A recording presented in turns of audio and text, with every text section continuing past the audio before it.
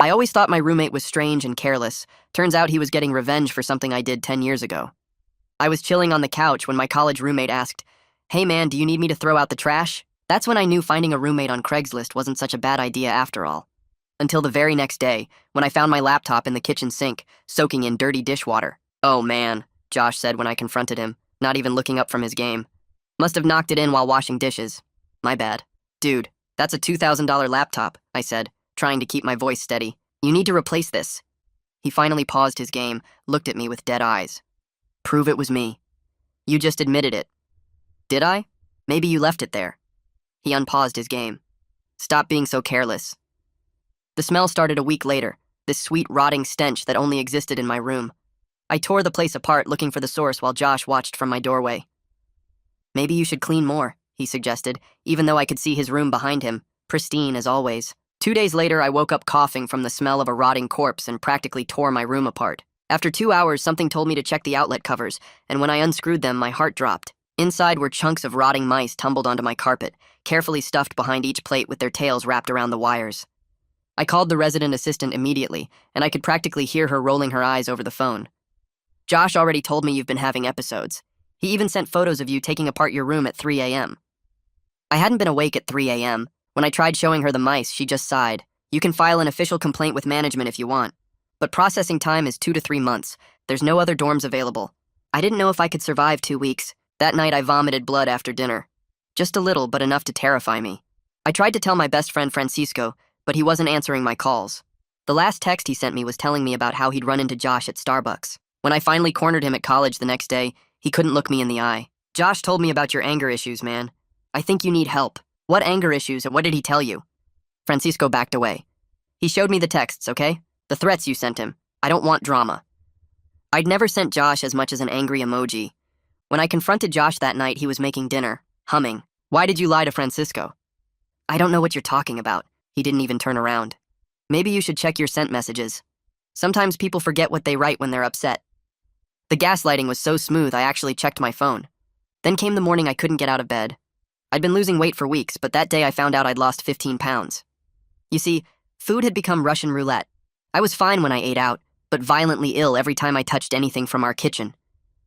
"I'm calling the cops," I told him after my hair started falling out. "This is poisoning. This is attempted murder." Josh sat at the kitchen table, concerned face perfectly arranged. "Please do. I'll show them how I've been documenting your deterioration. The paranoid accusations, the weight loss, destroying your own belongings. I've been trying to get you help."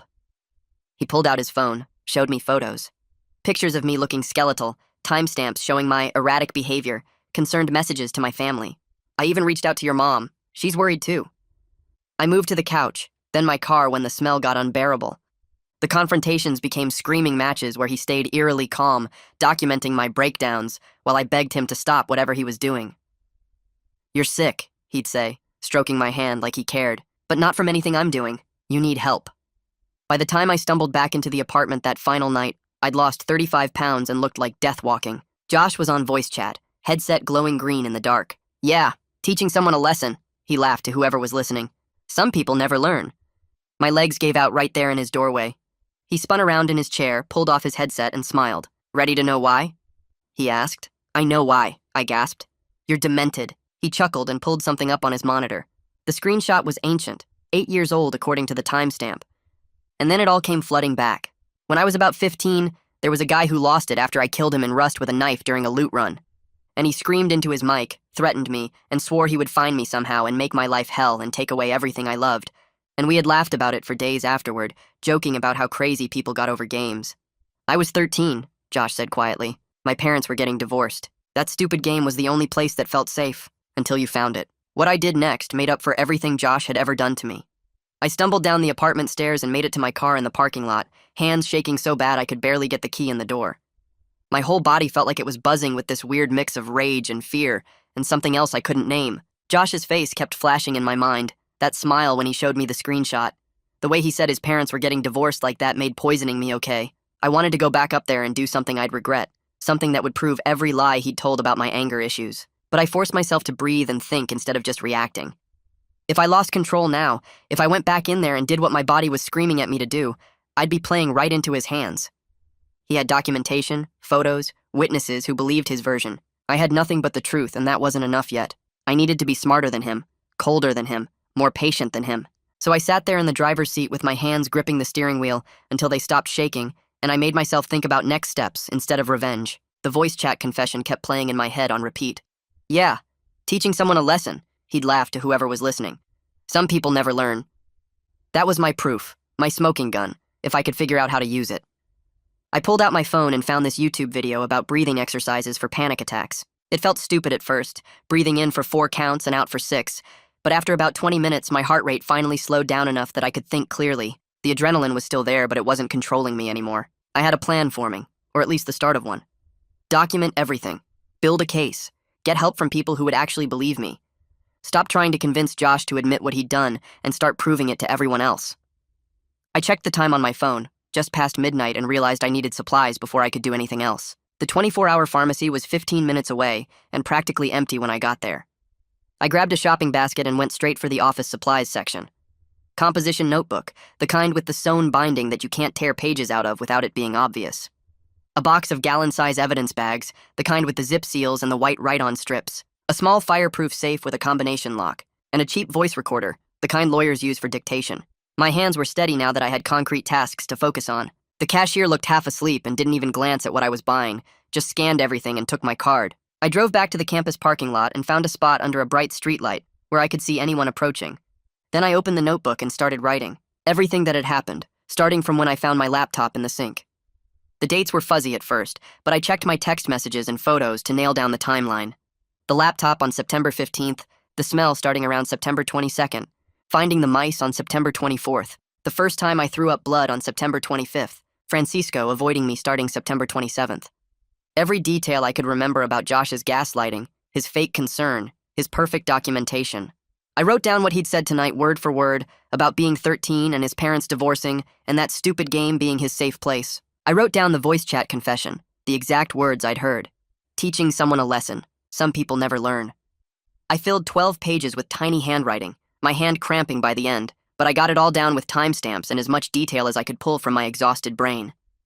At 3 a.m., I finally worked up the courage to go back inside the apartment. I needed clothes, my laptop charger, my textbooks, anything I couldn't afford to lose. I parked in the lot and sat there for 10 minutes making sure Josh's car was there and his bedroom light was off. Then I grabbed both of my duffel bags from the trunk and crept up the stairs as quietly as possible. The apartment door wasn't locked because Josh never locked it, said it was unnecessary in a dorm building. I slipped inside and stood in the dark hallway listening for any sound from his room. Nothing. Just the hum of the refrigerator and my own heartbeat pounding in my ears. His door was closed with no light showing underneath. I moved to my room and started packing as fast as I could while still being quiet. Laptop and charger into one bag. Clean clothes, my good shoes, my winter coat into the other. Toothbrush and deodorant from the bathroom, my textbooks and notebooks from my desk. The framed photo of my parents I kept by my bed. I left most of my stuff because I didn't have room and didn't want to make multiple trips. The whole time I kept expecting Josh's door to open, kept expecting to hear his voice asking what I was doing. But he never woke up, or if he did, he stayed in his room. I was out of there in less than 15 minutes with 2 bags packed and my heart still racing. I drove to the parking lot by the campus library because it was well lit and had security cameras everywhere. The library was closed, but the lot stayed open all night for people studying late.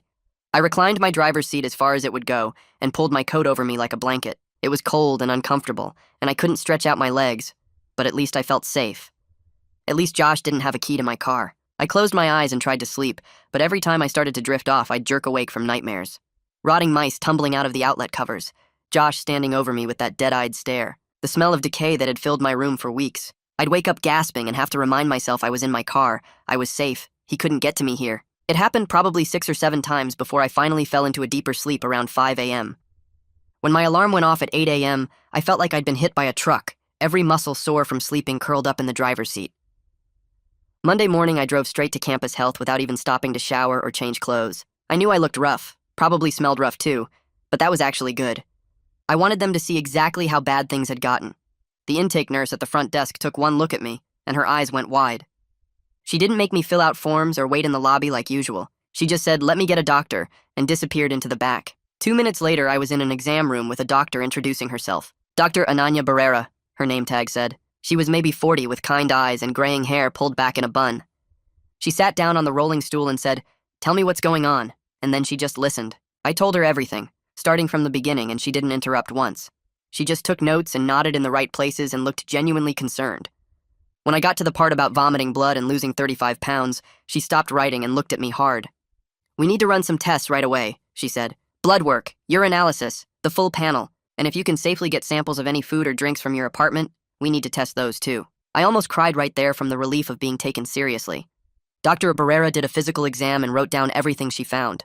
My weight, which was down to 142 from my normal 177. Signs of dehydration in my skin and eyes. My hair that was falling out in clumps when she ran her fingers through it. The tremor in my hands that I couldn't control anymore. She measured everything and photographed the worst parts with my permission. Then she sat down and explained that this medical record would be crucial if I decided to pursue legal action. It was documentation from a neutral third party showing the physical harm I'd experienced. She printed out orders for the lab work and handed me a list of symptoms to track going forward. Nausea, vomiting, dizziness, anything unusual. And she gave me her direct extension and said to call immediately if things got worse. "You're not crazy," she said as I was leaving. "And you're not overreacting. What you're describing is serious and it needs to be addressed." Those words meant more to me than she probably knew. It was the first real validation I'd gotten from anyone in authority that I wasn't making this up. I sat in my car in the campus health parking lot and called poison control. The number was on a sticker on my phone case, one of those things you never think you'll actually need. A woman answered and I explained the situation as clearly as I could. Suspected poisoning over several weeks, multiple symptoms, living with someone who had motive. She listened carefully and then walked me through proper evidence collection procedures. Chain of custody was critical, she explained. I needed to photograph everything with timestamps before touching it. Use clean gloves when handling potential evidence. Store everything in sealed containers with labels showing date, time, and location.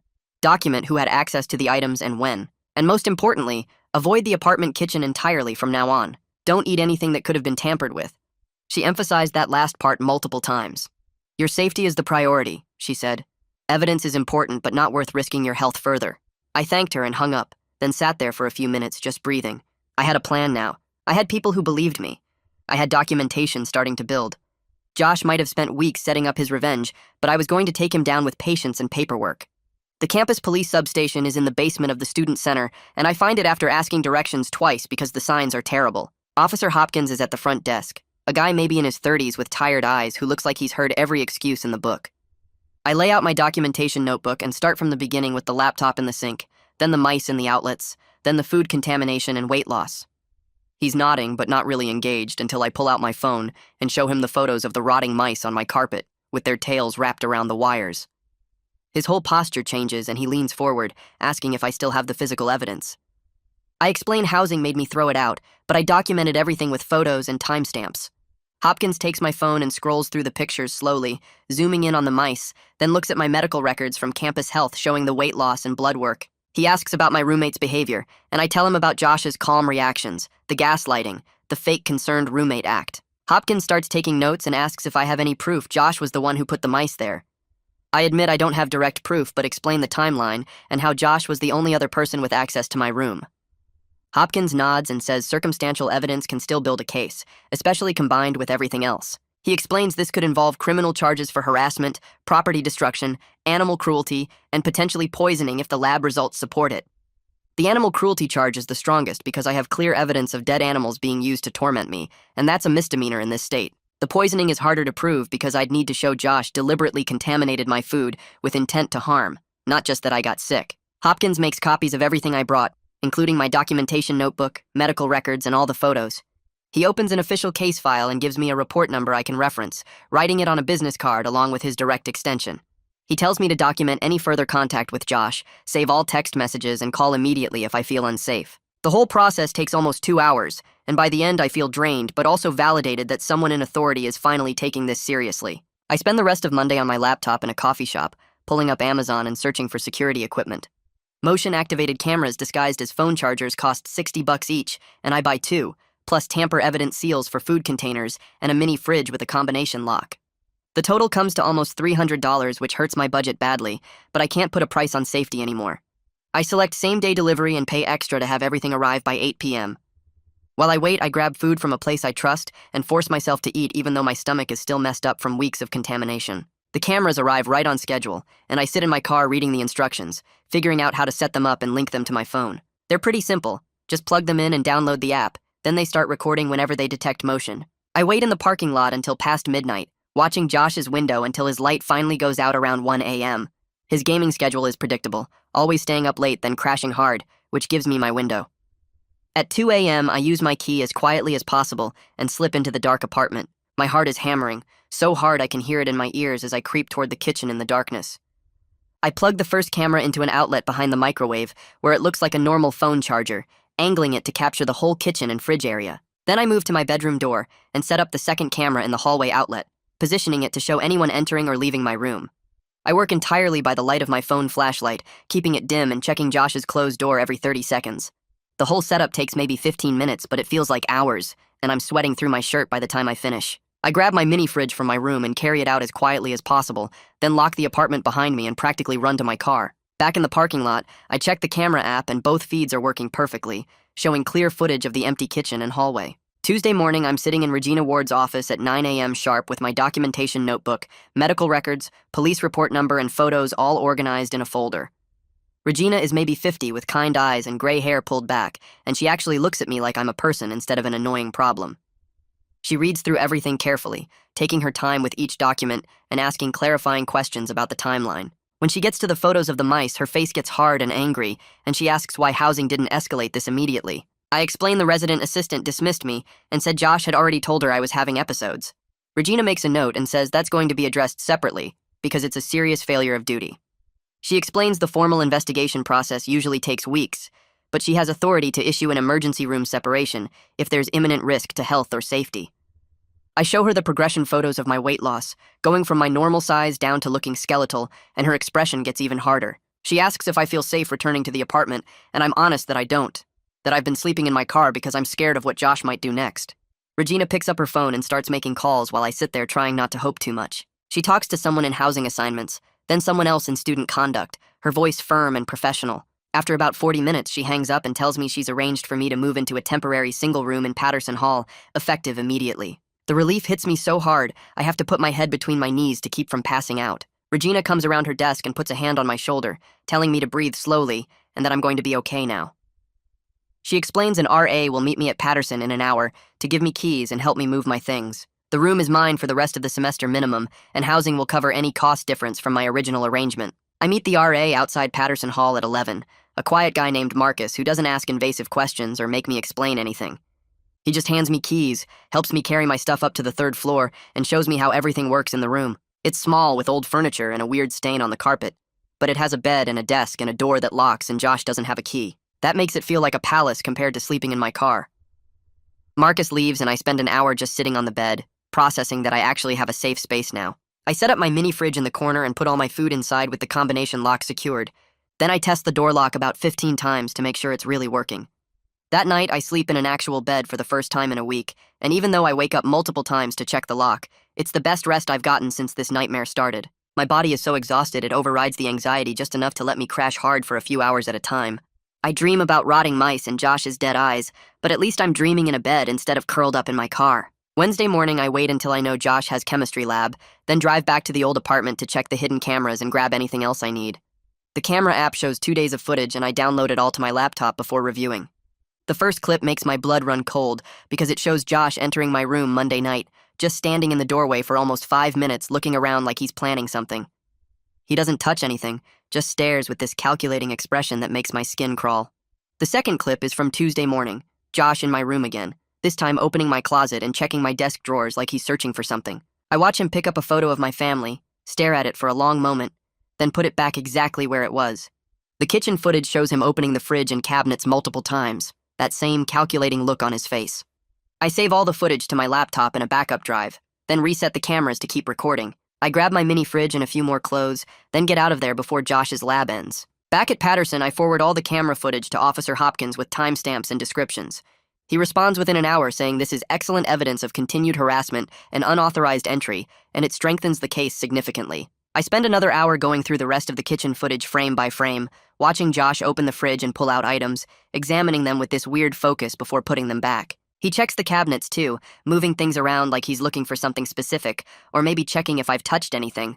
The way he moves is so careful and planned, nothing like the casual way normal people grab food from their own kitchen. I save every clip that shows this behavior to both drives, making sure I have backup copies of everything in case something happens to my laptop. Then I reset the cameras to keep recording and make a note to check them again tomorrow before Josh's morning classes. The documentation is building into something solid now, something that can't be explained away with his usual gaslighting tactics. Thursday morning, my phone buzzes with an email from Campus Health saying my lab results are ready for review. I head over right after my first class, stomach tight with nerves about what they might have found. Dr. Barrera pulls up the results on her computer and walks me through each section, pointing out the numbers that are off. My electrolytes are all over the place, she explains, which matches with the throwing up and not being able to keep food down. The dehydration markers are high too, and my liver enzymes are elevated in a pattern she says is consistent with toxic exposure over several weeks. She orders another round of tests, more specific ones that can identify particular toxins, and starts typing up a detailed letter documenting everything for my case file. The letter includes my weight loss progression, the physical symptoms I reported, the timeline of when things started, and her medical opinion that the lab findings support suspected poisoning. She prints 2 copies, one for me and one for the police, and reminds me to keep eating clean food and drinking plenty of water. Walking out of Campus Health, I feel this weird mix of validation and anger, because now I have actual proof that Josh was doing something to me, but it also means he really was poisoning me for weeks. I stop at the campus store on the way back to Patterson and load up on prepackaged snacks, protein bars, and sealed drinks that I can keep in my locked mini fridge. No more taking chances with any food that Josh could have touched or gotten near. That night, I eat a real meal for the first time in forever. Just simple stuff from sealed packages, and my stomach doesn't immediately rebel. By Friday morning, I notice the constant nausea that's been my baseline for weeks is starting to fade a little. Saturday, I actually feel hungry instead of just forcing myself to eat, and when I step on the scale at the campus gym, I've gained back 2 pounds. 3 days of clean food, and I can already feel my energy coming back. Like my body was just waiting for a chance to heal once I stopped putting poison into it. Sunday afternoon, my phone finally buzzes with a text from Francisco asking if we can meet somewhere off campus to talk. I stare at the message for a long time, not sure if I'm ready to deal with this yet, but I also need to know what Josh told him and whether our friendship is salvageable. I text back suggesting a coffee shop about 2 miles from campus, neutral territory where neither of us has home advantage. He agrees immediately, and we set it for Monday at 3. I spend the rest of Sunday going through my documentation and pulling together copies of the phone records and tech analysis that prove the threatening texts were faked.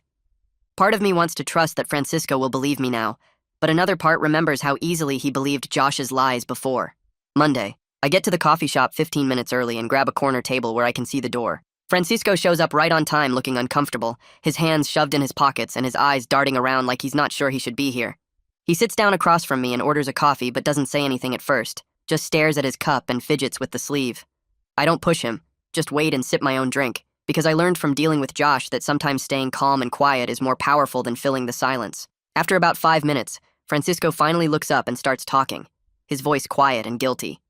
He explains that Josh showed him screenshots of texts that looked like they came from my number, threatening messages about making Josh pay and not letting him get away with things. The messages looked real, Francisco says, with my contact info and everything, and Josh seemed so genuinely worried and scared that Francisco believed him without question. Then Josh showed him photos of me looking sick and thin, claiming I was having some kind of breakdown and refusing help.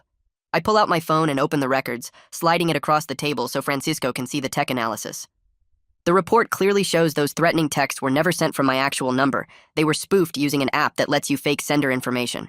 Francisco's face goes pale as he scrolls through the evidence, his hands starting to shake a little. I watch him realize that he completely abandoned me based on lies, that Josh played him perfectly and used him as another weapon against me. He starts apologizing over and over, saying he should have talked to me directly, should have questioned why I would suddenly start acting so different.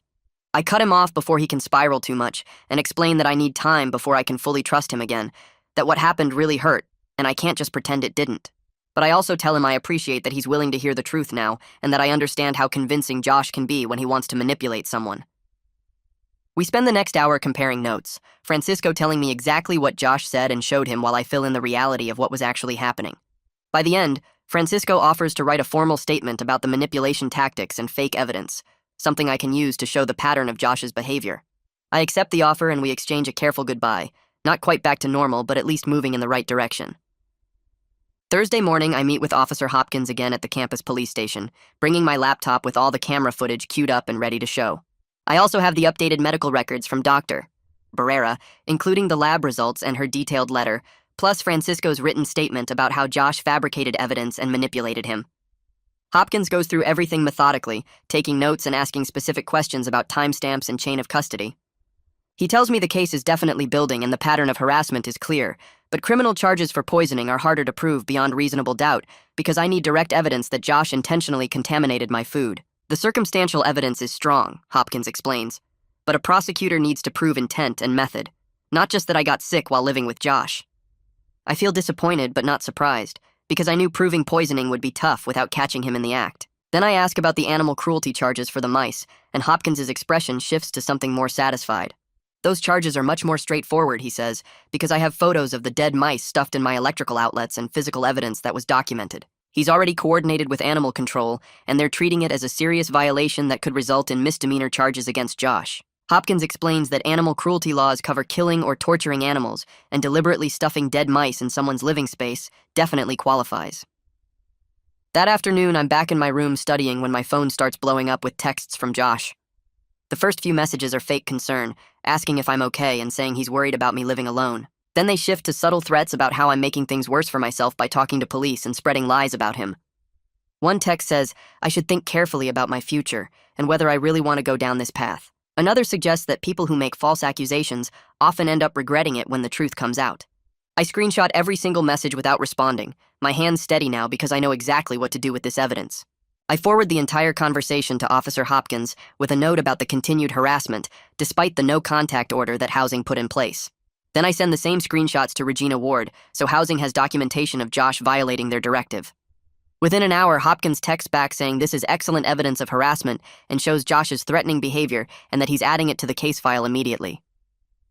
Friday morning, I get an email from Regina at 7 a.m. saying there's an emergency meeting at 9 and I need to be there.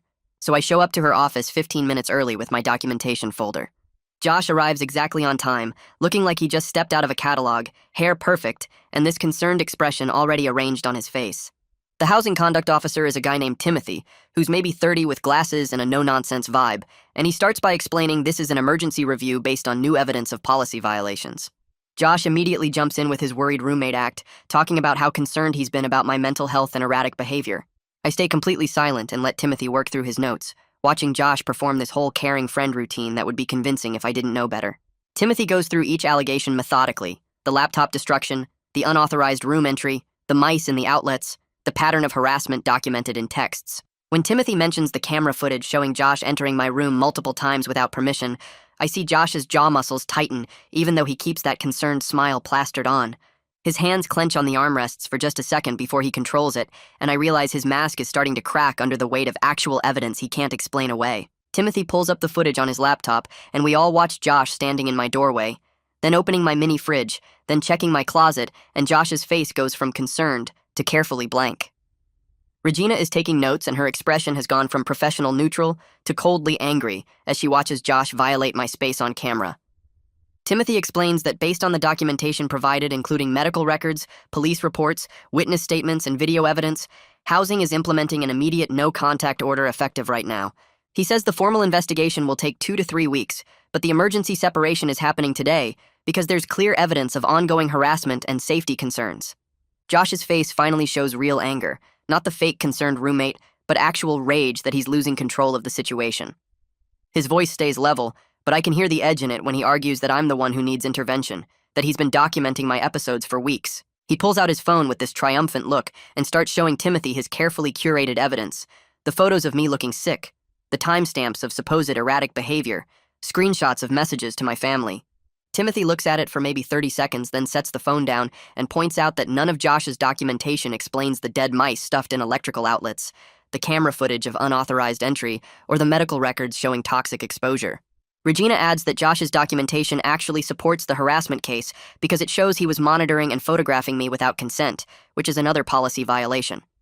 Josh's hands are shaking now, and he's gripping his phone so hard his knuckles are white, and I can see him trying to figure out how to regain control of the narrative. Timothy wraps up by explaining, Josh needs to stay away from me, my new residence hall, any shared spaces when I'm present, and all forms of contact are prohibited, including social media and third-party communication. Josh stands up without looking at me, but I can feel the rage coming off him in waves, this barely contained fury that makes my stomach clench with fear. He leaves the office, and I make a mental note to be extra careful about my safety because a cornered animal is dangerous, and Josh just lost all his power. Regina waits until the door closes, then tells me she's sorry it took this long to get here, that the system should have protected me sooner. I thank her and leave feeling both relieved and terrified because Josh knows he's losing, and I don't know what he'll do next. Over the weekend, I forced myself to focus on schoolwork instead of obsessing about Josh, spreading out my textbooks and laptop in my new room, and tackling the assignments I've missed. I email each of my professors with a brief explanation and copies of the medical documentation from Barrera, asking about makeup work and extensions. My English professor responds within an hour saying, "Take all the time I need and we'll figure out a plan when I'm ready." My chemistry professor offers to let me retake the midterm I missed and drops my lowest lab grade. My history professor extends all my deadlines by 2 weeks and sends resources for the campus tutoring center. By Sunday night, I've caught up on 3 weeks of reading and turned in 2 late assignments, and the structure of schoolwork actually helps me feel more normal. Monday morning, I have a follow-up appointment with Barrera, and she takes my weight first thing, then smiles and tells me I've gained back 3 pounds already. She checks my color and says I look so much better, asks about my energy levels and whether I'm keeping food down. I tell her everything is staying down now that I'm away from the contaminated kitchen, and she nods, like this confirms what she suspected all along. She refers me to campus counseling services and explains that psychological support is just as important as physical recovery, that trauma doesn't just heal on its own. I'm skeptical about therapy because I've never done it before, and it feels like admitting I'm broken, but Barrera says it's actually admitting I survived something traumatic and deserve support processing it. Tuesday afternoon, I show up at the counseling center for my first appointment with Sally, a therapist who specializes in trauma and interpersonal violence according to her bio. She's maybe 40 with kind eyes and an office full of plants, and she starts by explaining confidentiality and asking what brings me in. I give her the short version, the roommate harassment and poisoning and gaslighting, and she listens without interrupting or looking shocked. When I finish, she thanks me for trusting her with this and says what I experienced was serious psychological abuse, not just a roommate conflict. I feel this weird relief at hearing someone name it that way, like it validates that I'm not overreacting or being dramatic. Sally asks about my current symptoms, and I tell her about the trouble sleeping, the constant anxiety, checking locks multiple times, being scared of food, not trusting people. She nods and explains these are normal trauma responses, that my brain is trying to protect me from future harm by staying hypervigilant. She teaches me this grounding technique where I focus on 5 things I can see, 4 I can touch, 3 I can hear, 2 I can smell, 1 I can taste, to bring myself back to the present when anxiety spikes. We practice it together, and I'm surprised when it actually helps calm my racing thoughts. Sally says we'll work on processing the trauma at my pace and building back my sense of safety, and I leave feeling like maybe therapy won't be so bad after all. Wednesday morning, I get a call from Barrera's office saying my toxicology results are back, and I need to come in to discuss them. I show up expecting bad news but trying to stay calm, and Barrera pulls up the lab results on her computer. She explains the tests found traces of laxatives and other irritants in my system, consistent with chronic low-level poisoning over several weeks. My stomach drops because this confirms what I suspected, but it's different hearing it stated as medical fact. Barrera quickly adds that the levels aren't high enough to cause permanent organ damage, but they're definitely enough to cause the severe symptoms I experienced, including the weight loss, vomiting, and general physical deterioration. She prints out copies of the results for my records and says this documentation will be important for both the university conduct process and any criminal charges. I sent the toxicology results to Hopkins right after leaving Barrera's office, attaching the lab report and her documentation letter to the email.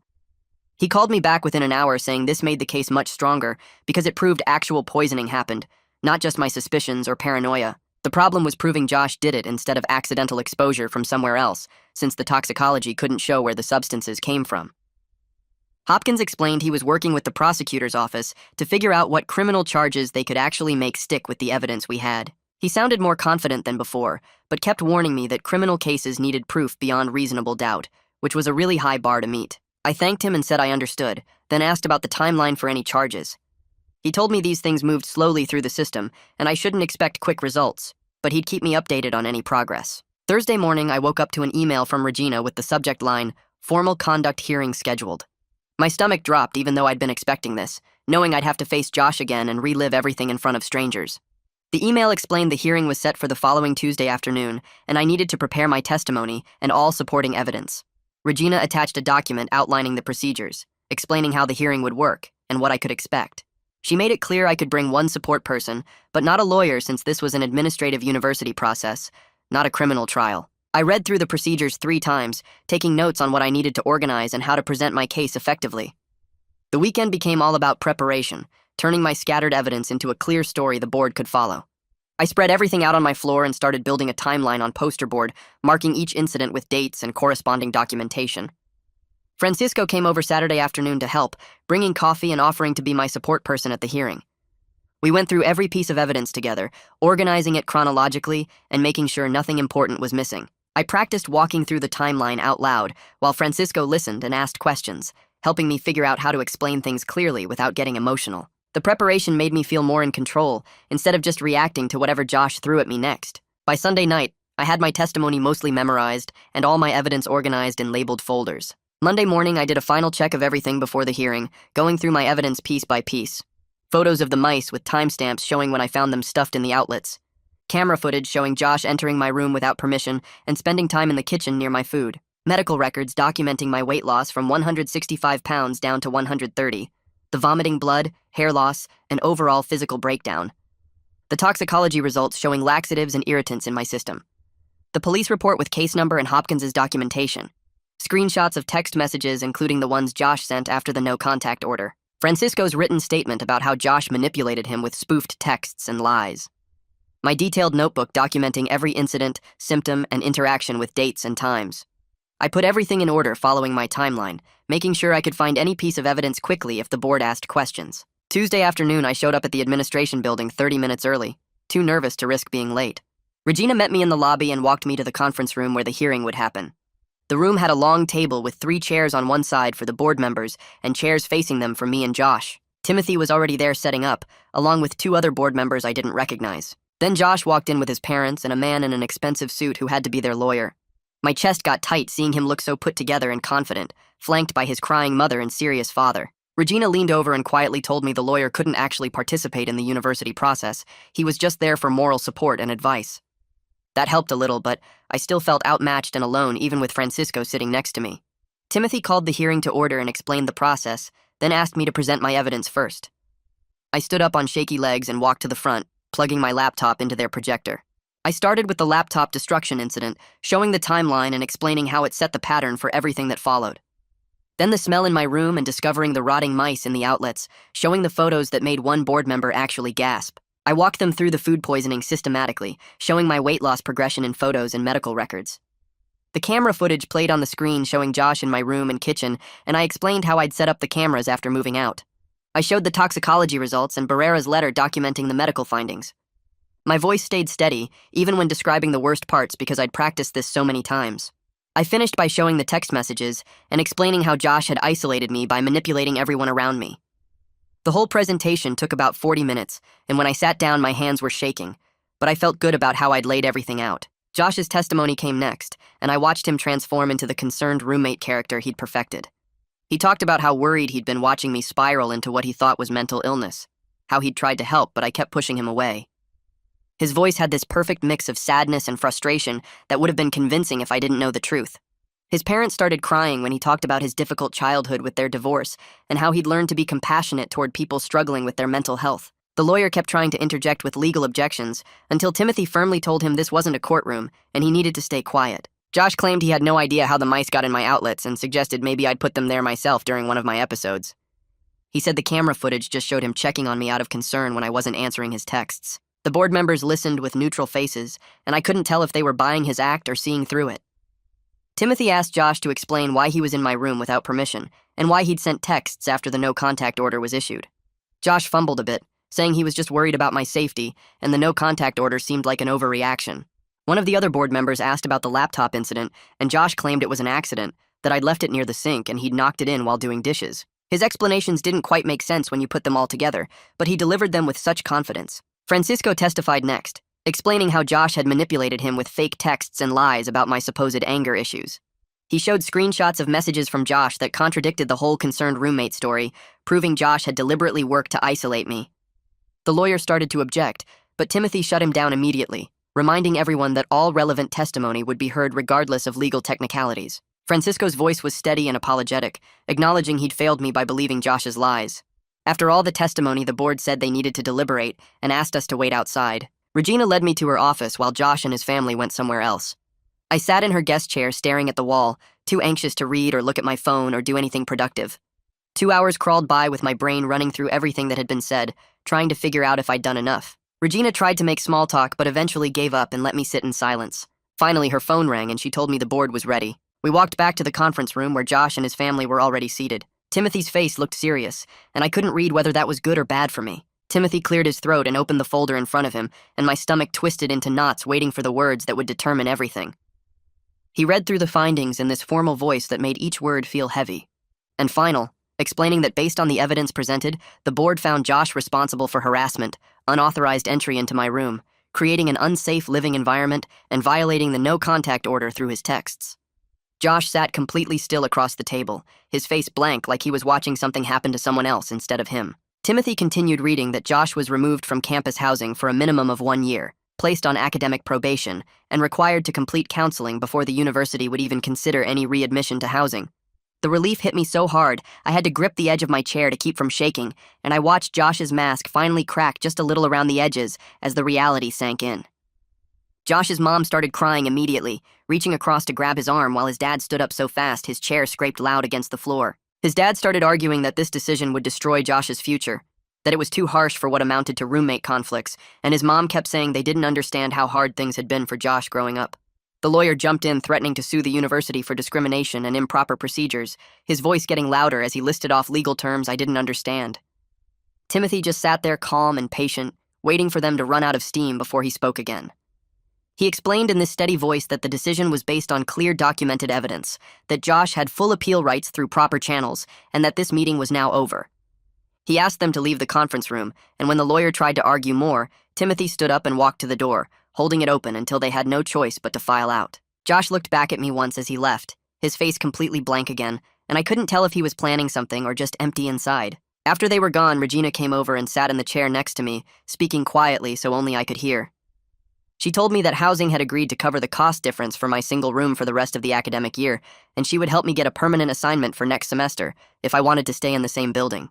The relief should have felt bigger, but instead I just felt strangely empty, like I'd used up every emotion I had just getting through the hearing, and now there was nothing left. I thanked her and she squeezed my shoulder before gathering up her papers, and I sat there alone in the conference room for a few minutes, just staring at the table. Timothy came back in to check on me and asked if I needed anything, and I shook my head because I couldn't think of a single thing that would help right now. That night, I sat in my new room staring at my phone for almost an hour before I finally worked up the courage to call my parents. I'd been avoiding them for weeks, giving short answers about being busy with classes, and now I had to explain why. My mom answered on the second ring, sounding worried because I never called this late, and as soon as I heard her voice, everything just broke open. I told them everything about Josh and the laptop and the mice and the poisoning and almost dying, the words tumbling out between sobs I couldn't control. My mom started crying too, and my dad got on the other line, both of them asking why I hadn't told them sooner, offering to drive up right now tonight to be with me. I told them I was okay now, that it was over and handled, and I just needed to hear their voices and know they didn't hate me for keeping secrets. They stayed on the phone with me for 2 hours, my dad asking practical questions about my health, and my mom just listening and telling me how proud she was that I'd survived this. By the time we hung up, I felt wrung out but lighter somehow, like sharing the weight had made it easier to carry. Wednesday morning, I was in the library trying to focus on a paper when Officer Hopkins called. He explained that the prosecutor had reviewed all the evidence and decided to file misdemeanor charges against Josh for animal cruelty and harassment based on the mice evidence and the documented pattern of behavior. I asked about the poisoning charges, and Hopkins said those were harder to prove beyond reasonable doubt in criminal court, so they weren't pursuing those. The disappointment must have shown in my voice because he quickly added that the toxicology results would still be part of the harassment case evidence. I told Hopkins I understood, but it felt wrong that Josh might get away with literally poisoning me, and Hopkins explained that the university sanctions combined with misdemeanor charges would create a permanent record that would follow Josh everywhere. He also mentioned that Josh had violated the no-contact order multiple times after it was issued by sending those texts, which made the harassment case even stronger. Hopkins said the court date would be set within the next few months and I'd need to testify, but he felt confident about the outcome. I thanked him and hung up, trying to focus on the fact that Josh was facing real consequences, even if they weren't everything I wanted. Over the next 2 weeks, I threw myself into getting my life back to something normal, attending every class and turning in assignments I'd missed. My English professor let me rewrite a paper I'd bombed during the worst of the poisoning, and my chemistry professor gave me extra credit work to make up for labs I'd missed. I spent hours in the library catching up on reading, my body finally strong enough to focus for more than 20 minutes at a time. The routine felt good, gave me something concrete to work toward instead of just surviving each day.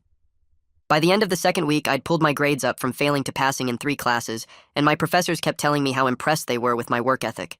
Francisco and I started meeting for lunch twice a week at the student union, sitting at the same corner table each time. The conversations were awkward at first, both of us dancing around what had happened, but slowly we found our rhythm again. He never made excuses for believing Josh's lies, but he showed up consistently, texted to check in, and respected when I needed space. I set clear boundaries about communication, telling him I needed him to verify things with me directly instead of believing what other people said. He agreed immediately and started doing exactly that, asking me directly about plans or concerns instead of making assumptions. It wasn't the easy friendship we'd had before, but it felt more solid somehow, built on honesty instead of just habit. My weekly therapy sessions with Sally became this anchor point where I could process everything without judgment.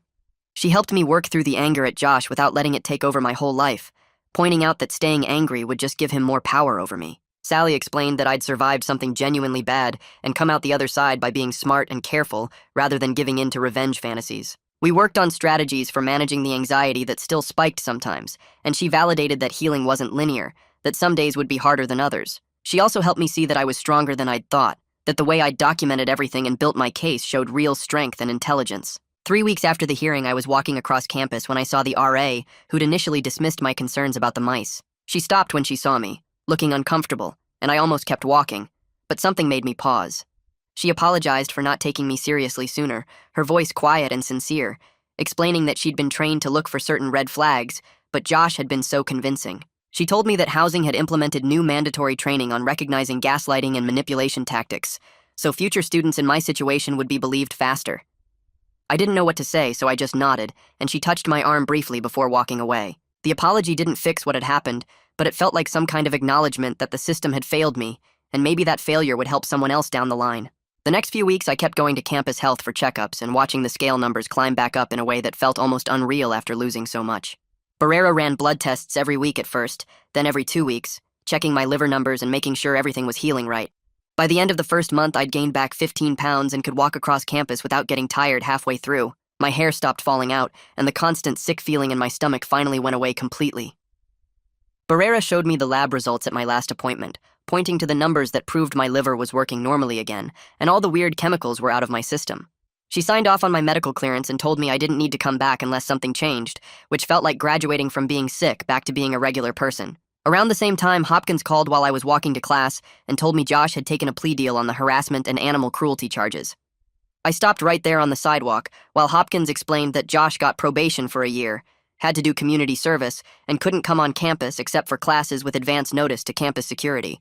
Hopkins said the prosecutor wanted to avoid a trial, and Josh's lawyer pushed for the deal, so it got resolved faster than expected. I didn't feel much of anything when I heard it, just this weird flatness like my brain had already moved on and didn't care what happened to Josh anymore. The important part was that it was done, and I didn't have to think about court dates or testimony or seeing him again.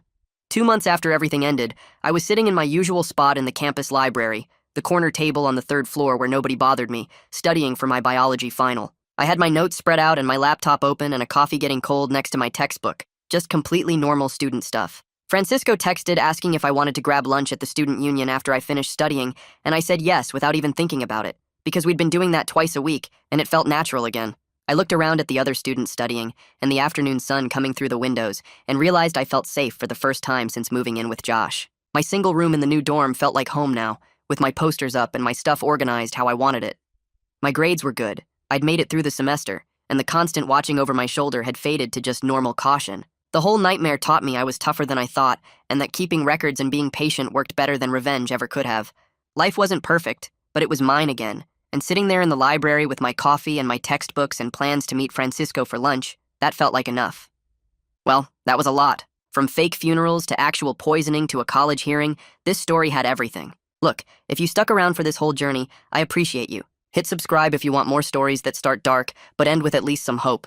And yeah, maybe check your outlet covers if your room smells weird. I'm just saying, talk to you later.